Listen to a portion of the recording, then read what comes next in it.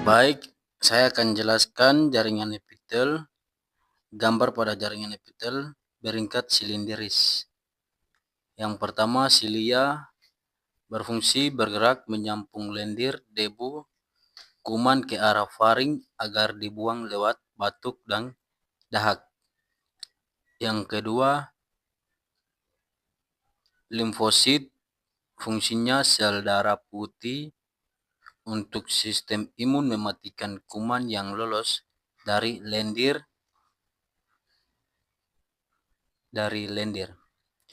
Yang ketiga, sel Gotthard menghasilkan lendir mukus untuk menangkap debu bakteri dan melembabkan saluran napas. Yang keempat, membran basalis, lapis tipis penyangga tempat melekatnya sel epitel dan pemisahan dengan jaringan ikat. Yang kelima, jaringan ikat itu ada dua. Yang pertama, fibrosit, dan yang kedua, serat kolagen. Yang pertama, fibrosit sel jaringan ikat yang menghasilkan serat untuk memperbaikan dan memelihara jaringan. Terus yang B, serat kolagen memberikan kekuatan dan kelenturan pada jaringan ikat agar tidak mudah sobek. Yang keenam adalah asinus mukosa. Fungsinya kelenjar penghasilan lendir yang kental, melumasi dan melindungi permukaan saluran. Nomor 7, asinus serosa. Fungsinya kelenjar penghasilan cairan encer yang mengandung enzim membantu melarut lendir. Yang ke-8 sama dengan nomor 1 yang tadi. Fungsinya pengulang label untuk bagian silia yang lain. Nomor 9, badan basal. Fungsinya tempat menancapnya silia, mengatur gerakan silia agar seirama. Yang 10, limfosit sama dengan nomor 2 yang tadi. Fungsinya pertahanan tubuh di lapisan epitel. Terus nomor 11, sel basal, sel cadangan membela untuk mengganti sel Gotthard atau sel silindris yang rusak. Nomor 12, sel basal sama dengan nomor 11. Fungsinya tidak mencapai permukaan tapi menempel di membran basal. Nomor 13, membran basalis sama dengan nomor 4 yang tadi. Fungsinya menyebutkan ulang di bagian lain gambar. 14, pembuluh darah menyangkut O2 dan nutrisi untuk sel epitel secara difusi bawah sisa metabolisme. Yang terakhir nomor 15, asinus serosa sama dengan nomor 7. Menghasilkan sekret encer atau enzim untuk membersihkan saluran. Oke, kita akan melangkah pada slide berikut. Berikutnya, jaringan ikat berlapis gepeng. Itu ada beberapa bagian. Yang pertama, epitel berlapis gepeng dengan lapisan tanduk, yaitu melindungi tubuh dari gesekan kuman, air, dan zat kimia. Lapisan terluar yang kuat dan kedap air. Terus yang kedua, papila adalah tonjolan jaringan ikat ke arah epitel, memperkuat ikatan epitel jaringan ikat, dan berisi kapiler untuk nutrisi kulit.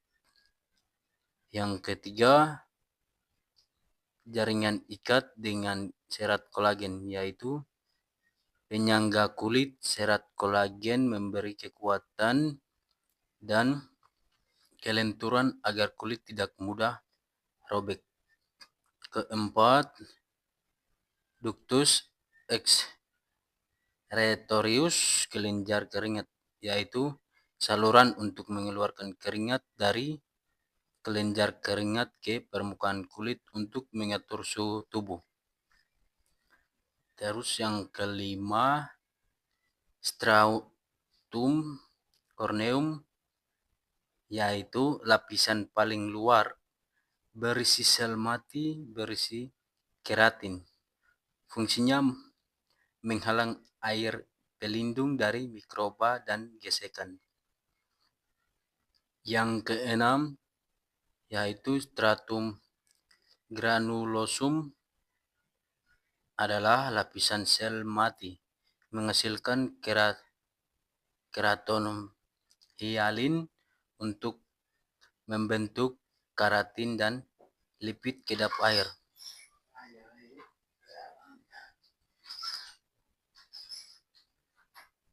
Yang ketujuh, stratum spinosum, lapisan sel membelah selnya saling mengait seperti duri untuk memperkuat jaringan terhadap tarikan. Yang ke-8, stratum basal, adalah lapisan paling dalam sel aktif membelah terus untuk regenerasi ada metahosit penghasilan melanin. Baik, kita akan melangkah pada slide berikutnya. Nah, saya akan jelaskan pada tabel ini jaringan ikat, yaitu dibagi menjadi dua. Yang pertama, jaringan ikat embrionik, yaitu dibagi menjadi dua lagi, mesenkim dan mukosa. Mesenkim sel binatang dengan inti besar dan sitoplasma banyak. Fungsinya untuk membentuk semua jenis jaringan ikat, tulang rawan, tulang darah. Yang kedua, mukosa, jaringan ikat seperti jeli, banyak asam hyaluronat.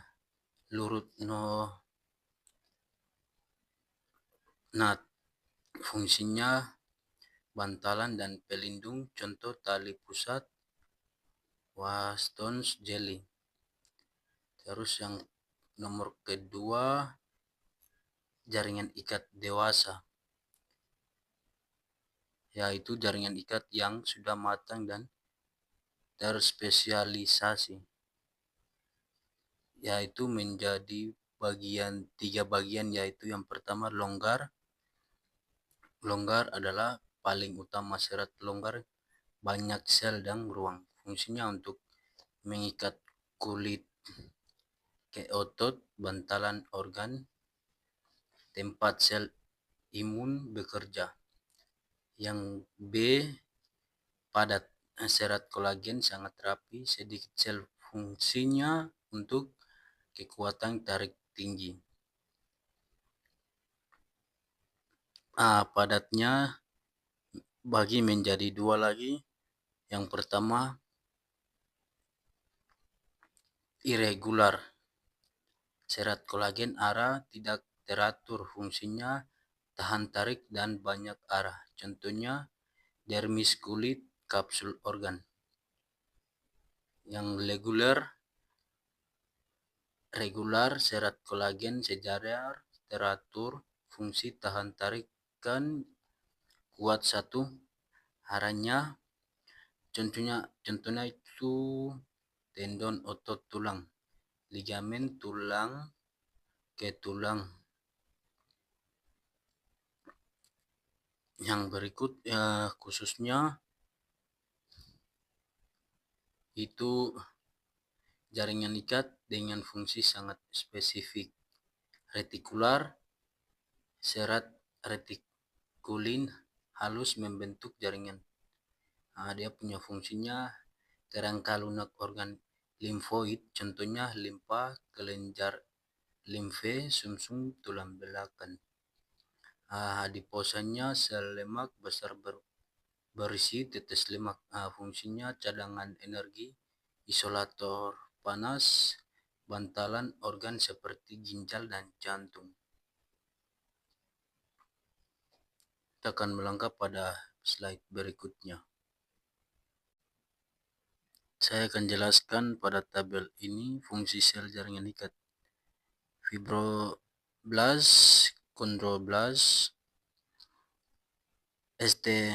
osteoblast, endotoblast. Produk, serat dan substansi dasar, fungsinya struktural. Yang kedua, sel plasma, produksi antibodi, fungsinya imunologis, pertahanan. Yang ketiga, limfosit, beberapa jenis, produksi sel imunokompeten, fungsinya imunologis, pertahanan. Yang berikutnya, leukosit, eosinofil, ikut serta dalam reaksi alergi dan vakoaktif, modulasi aktivitas sel MADS dan proses redang. Fungsinya imunologis, pertahanan. Leukosit, neutrofil, fagositosis, substansi asing bakteri, fungsinya pertahanan. Makrofag, sekresi sitokin dan molekul lainnya, fagositosis, substansi asing dan bakteri memproses dan menyajikan antigen kepada sel lain, fungsinya pertahanan. Sel MADS dan leukosit basofil, pembebasan molekul farmakologis aktif histamin, pertahanan, partisipasi dalam reaksi alergi. Yang terakhir, adiposit, penimbunan lemak netral, fungsinya cadangan energi, produksi panas. Baik, kita akan melangkah pada slide berikutnya lagi. Slide ini saya akan jelaskan tentang struktur otot lurik. Yang pertama, muscle fiber, itu serat otot. Serat otot tunggal yang membentuk silindris dan panjang. Yang kedua, sarkolema, itu membran sel yang membungkus serat otot. Terus yang ketiga, nukleus.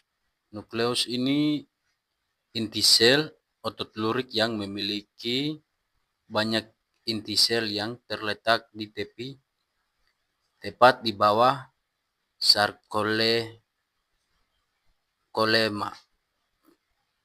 Terus yang berikut lagi, mitokondrion, organel yang berfungsi menghasilkan energi ATP untuk berkontraksi otot.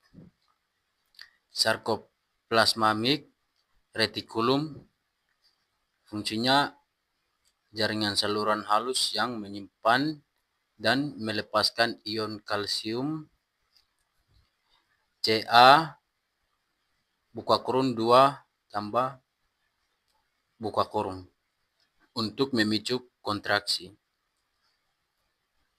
Yang berikut, myofibril adalah serat-serat halus di dalam sel otot yang mengandung unit fungsional otot, yaitu sarkomer,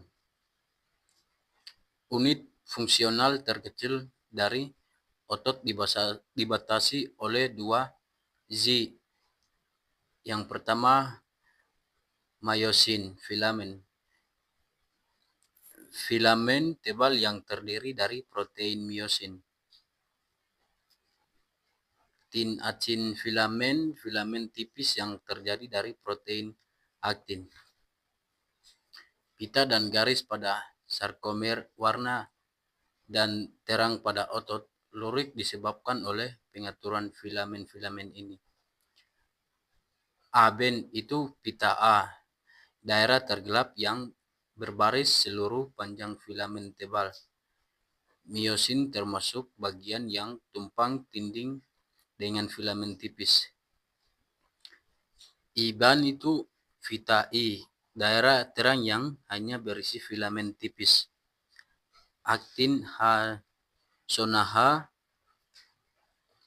H di bagian tengah dari pita A, yang hanya berisi filamen tebal saja, tidak ada tumpang tindih dengan aktin. Myelin itu garis M, garis di tengah-tengah zona H yang mengikat filamen tebal bersama-sama. Z itu cakram C, itu garis yang membatasi setiap sarkomer dan menjadi tempat meletakkan filamen tipis. Oke, kita lanjut lagi ke slide berikut. Slide ini teori silindris filamen. Nah, di sini saya akan jelaskan pada bagian-bagian teori silindris filamen, mekanisme bagaimana kontraksi pada tingkat molekuler. Di sini saya akan jelaskan detail mengenai komponen-komponen yang ada pada gambar ini. Yang pertama, mikrofilamen. Ini dia menunjukkan interaksi antara dua protein utama yang menyebabkan otot memendek, yaitu kontraksi.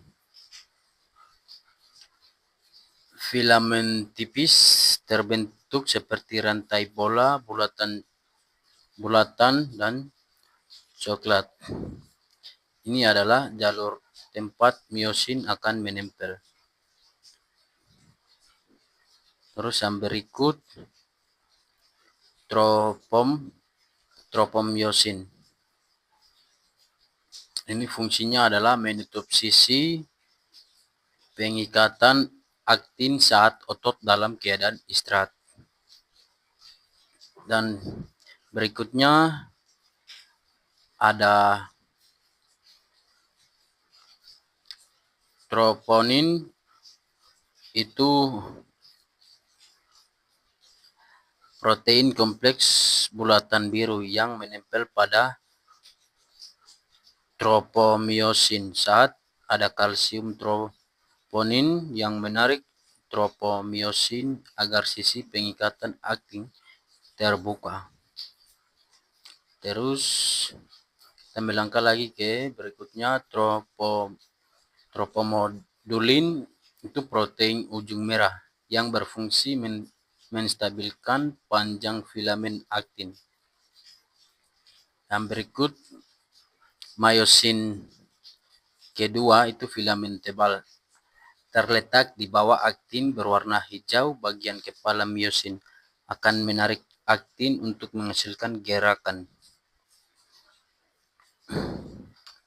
Untuk bagian D, struktur molekul myosin 2 molekul. Ini saya akan jelaskan yang struktur kedua,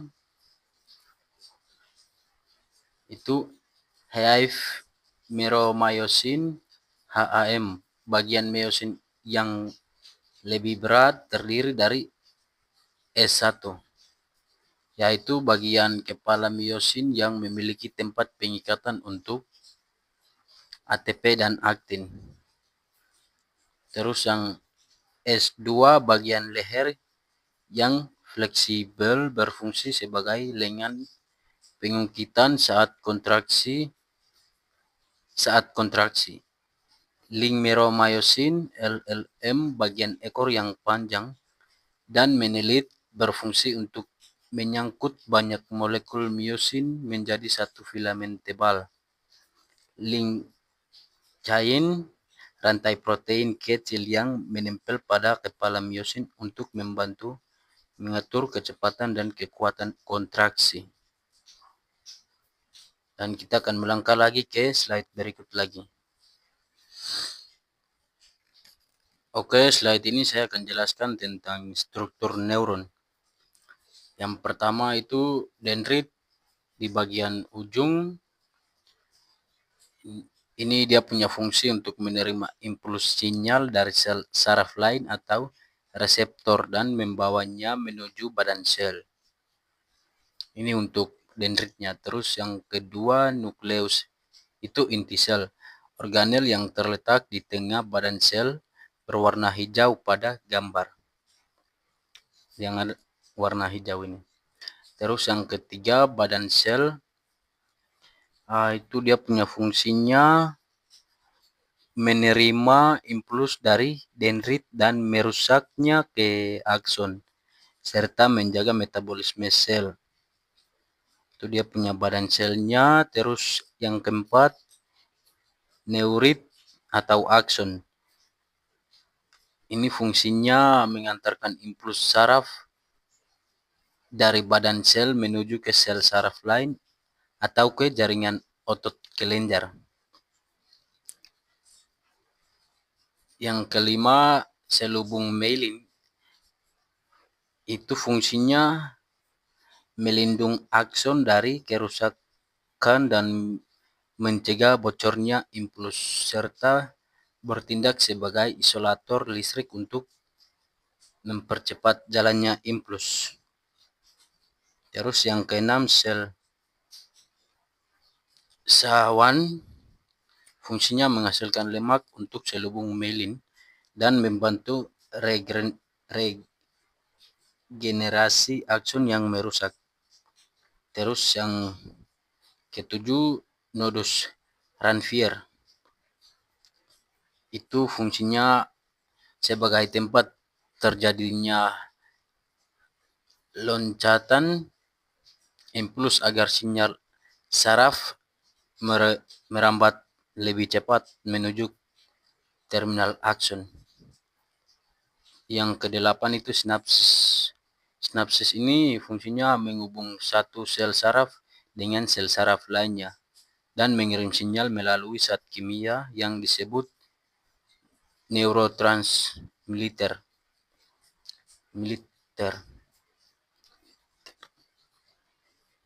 Dan kita akan melanjut lagi ke slide berikutnya lagi. Oke, saya akan jelaskan pada slide ini, yaitu mekanisme pada sinapsis neurotransmitter. Di sini saya akan menjelaskan bagian-bagian yang ada dalam sinapsis ini. Yang pertama, presynapsis, itu neuron prasinapsis. Jadi dia punya fungsinya untuk mengubah impuls listrik potensi aksi menjadi sinyal kimia untuk dikirim ke sel saraf. Yang kedua, synaptic vesicle, itu vesicle synapsis. Jadi kantung-kantung berwarna krem. Itu dia punya fungsinya menyimpan molekul neurotransmitter dan melepaskannya ke celah sinapsis ketika sinyal listrik tiba. Yang ketiga, voltage gated, CA buka kurung 2 tambah tutup kurung. Itu dia punya fungsinya menemukan ion kalsium, CA buka kurung 2 tambah tutup kurung masuk ke dalam sel. Masuknya kalsium inilah yang memicu vesikel untuk mendekatkan ke membran dan melepaskan neuron transmitter. Terus yang keempat itu neurotransmitter Untuk fungsinya sebagai pembawa pesan kimiawi ke menyeberangi celah sinapsis untuk menyampaikan perintah ke neuron penerima. Terus yang kelima itu sinapsis self, itu celah sinapsis ruang sempit atau celah yang memisahkan dua neuron. Jadi ini fungsinya media tempat neuron transmitter difusi berpindah dari neuron pengirim ke neuron penerima.